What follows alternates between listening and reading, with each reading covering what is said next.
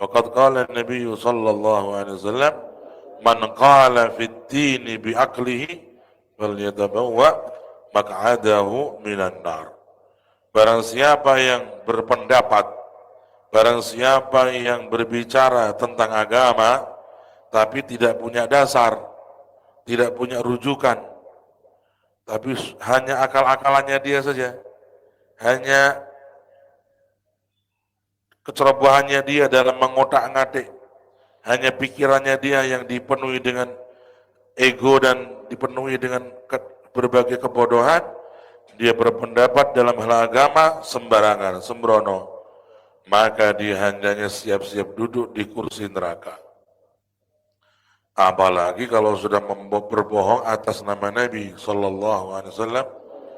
Rasulullah bersabda, "Man kadzaba alayya muta'ammidan falyatabawwa maq'adahu minan nar."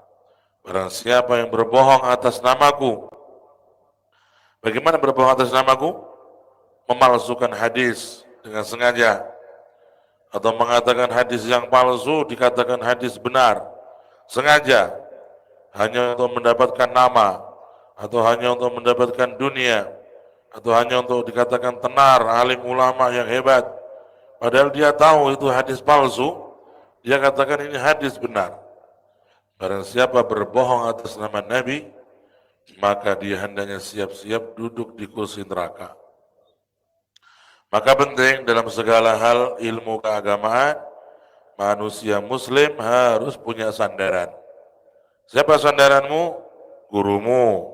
Pernah punya penjelasan, kamu tulis, kamu yakin, ikuti. Kitabnya para ulama yang sudah terpercaya, kamu jadikan sandaran, kamu ikuti.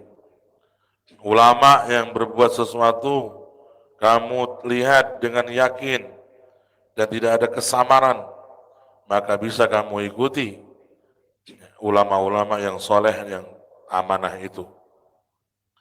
Kalau kitabnya tidak ada, penjelasan guru pun nggak ada ulama yang pernah kamu lihat melakukannya, jangan gegabah kamu berbuat sesuatu ibadah tanpa landasan.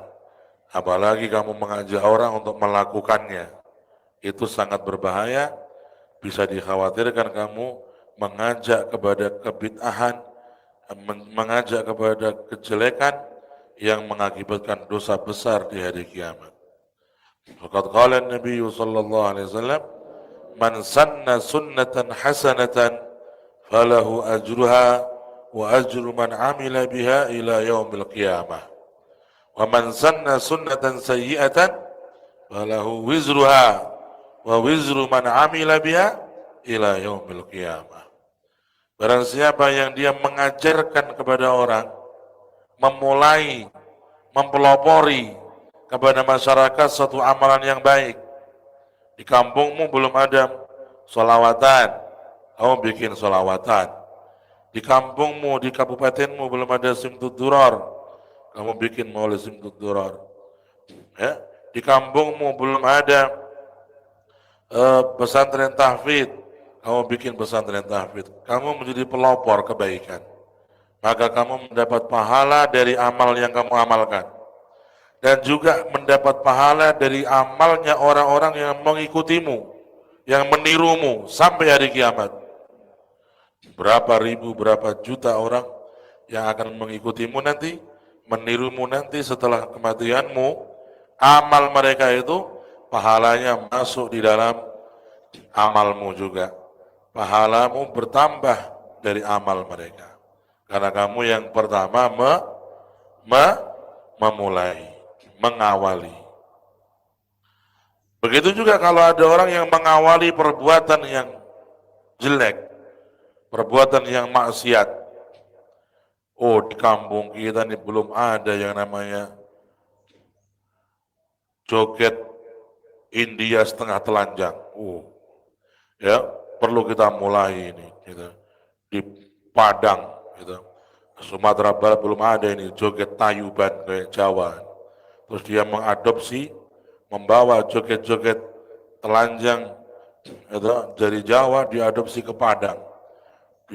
dipelopori oleh dia, maka dia mendapat dosa dari perbuatannya dan dosa orang yang meniru dia, mengikuti dia sampai hari kiamat.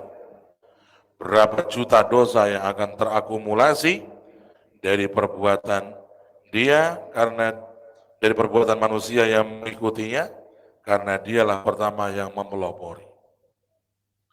Karena itu kita jangan menjadi orang-orang yang mengawali suatu keburukan, mempelopori suatu amal yang jelek. Di pesantren, di kantor, di keluarga, jangan menjadi pelopor keburukan. Nanti kita dapat dosa dari perbuatan kita dan perbuatan orang yang meniru kita. Di pondok belum pernah ada orang yang merokok karena dilarang di pesantren. Satu itu santri yang nakal mengawali dia, ngajari temennya ngerokok. Dia dosa dan setiap santri yang akan mengikuti dia sampai akhir kiamat itu santri dapat dosanya. Hati-hati kau, jangan memulai suatu yang mungkar. Ya, jangan memulai suatu hal yang haram. Ya, begitu. Itu di pesantren. Di pesantren biasanya santri ya, diajarkan untuk tidak bohong, tidak berbuat yang jelek, nggak ada yang pernah ngintip cewek. Dia jadi pelopor. Ya, aku mendapat sebuah penemuan baru. Apa?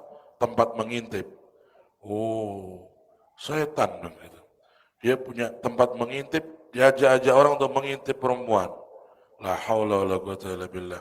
Akhirnya dia mendapat dosa dari perbuatannya dia dan dapat dosa dari semua santri yang akan meniru dia sampai hari kiamat. Betapa bodohnya orang kayak gini nih. Dia sudah mati masih panen dosa. Sudah mati masih panen dosa karena dia mempelopori perbuatan yang jelek.